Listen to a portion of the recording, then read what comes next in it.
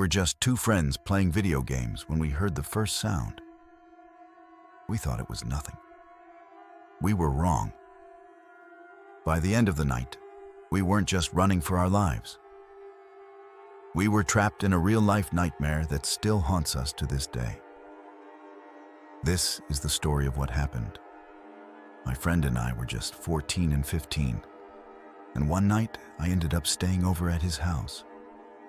His parents were out, his mom at work, his dad at the gym. So we had the place to ourselves. We were just hanging out in his room, playing video games. At first, we heard faint scratching and banging sounds. We didn't think much of it. He had a dog, so we figured it was probably him. We just kept playing our game. A few minutes later, the noises started up again, but this time they were louder. We decided to check on the dog, only to find him lying outside his parents' bedroom. It couldn't have been him. Panic set in. We were sure someone was trying to break in. We grabbed flashlights and knives and began searching the house. We went through all the rooms upstairs, then headed downstairs, using only our flashlights. We even checked the backyard, which seemed impossible since it was fenced in with a steep drop-off on the other side. Nothing. The search came up empty. I convinced my friend we should go around to the front of the house and check the perimeter. We split up. He went left and I went right. My side of the fence connected to his neighbor's yard, so I walked over to him, only to find him frozen solid. His flashlight pointed toward the woods near the drop-off. I shined my light in the same direction, and my blood ran cold.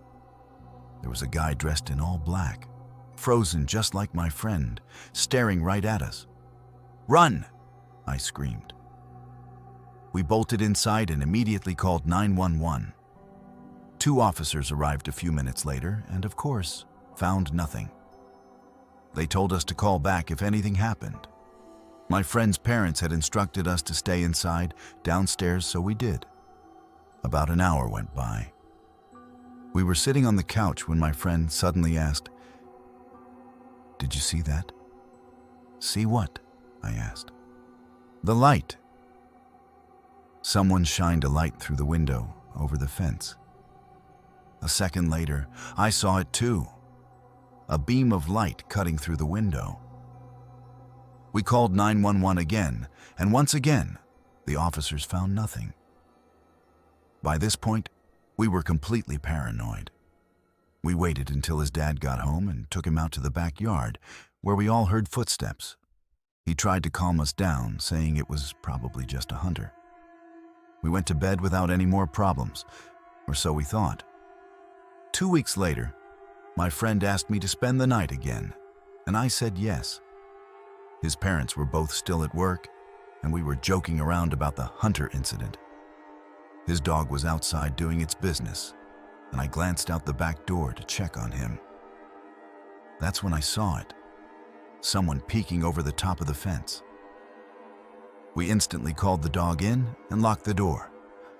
We decided to just leave it alone, but a few minutes later, we were back in his room and heard more noises. I looked out the window and saw the same thing. A guy peeking over the fence. We grabbed the knives and flashlights again and went into the backyard. We shined the light toward the spot where we saw him, and the light hit what looked like the outline of a person's head. We ran inside and called 911. The police showed up and, once again, found nothing. They sat outside near the woods for about 5 minutes just in case, but nothing happened, so they left. We didn't tell his parents this time because we didn't think they'd believe us. We went back upstairs, and about 2 hours later, we heard the loudest banging we'd ever heard. It started downstairs on the left side of the house and went all the way to the front door. We were terrified. We grabbed his dog, barricaded ourselves in his parents' room, and took his dad's gun out just in case. We called 911 last time.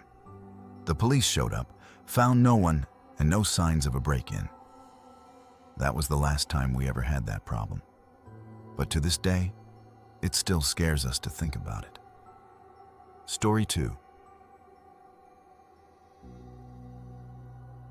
When I was 14, I was at my friend Jesse's house.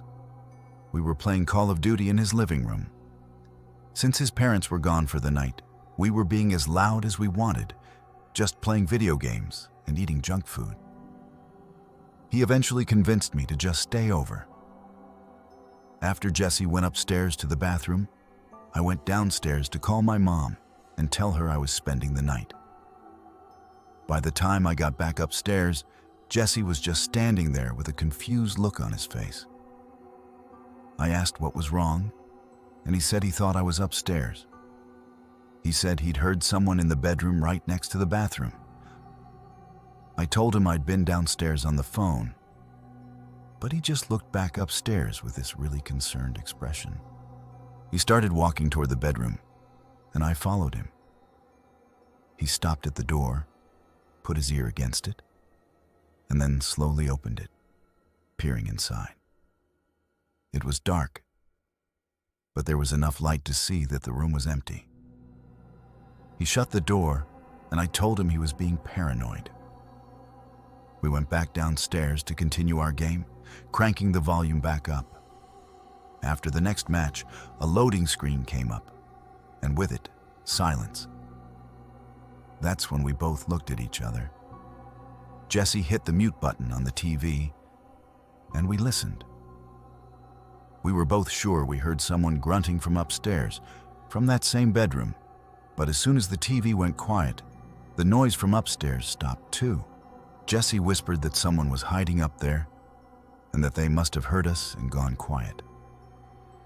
He told me we had to leave right then, and that we should use the back door since it would be much quieter. I agreed, and we headed out. As soon as we were outside, Jesse called the police. For some reason, I turned on my phone's flashlight and aimed it up at the bedroom window. About 3 seconds later, my heart dropped. Someone stepped into view from behind the glass, but only for a moment. They seemed to crouch down right under the window after seeing us. Jesse saw it too. That's when we took off running down the block. We didn't come back until we saw a police car with its lights on parked outside. Jesse unlocked the front door for the 2 cops, and they went inside to investigate. As we waited outside by the car, we saw him, the guy from the window. He was walking really fast out of the backyard, clearly trying to stay quiet. This man was tall, maybe 6 feet 5 inches, and looked to be in his mid-40s. We ran inside and screamed for the cops to come out. But by the time they did, he was gone. We had no idea which way he went. Inside the bedroom, the cops found a giant cloth bag that had been pulled out from under the bed. Some of Jesse's clothes were missing. Money was gone from a desk drawer, and the desktop computer had been turned on.